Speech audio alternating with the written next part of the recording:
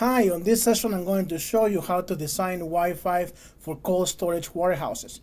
To begin, we will discuss the design challenges for this type of environments, which are usually kept at minus 10 Celsius and the inside cold chambers are at minus 20 to minus 35 Celsius.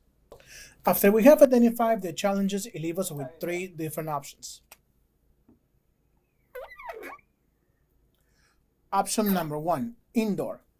This is basically a NEMA box with an access point inside and with an antenna connected to it. Option number two, outdoor. Basically the same, but just the AP and its own antenna attached to it. And option number three, which is an industrial access point with its own antenna connected to it. Now I'm going to tell you the solution. The solution will be to use an outdoor antenna and an outdoor access point.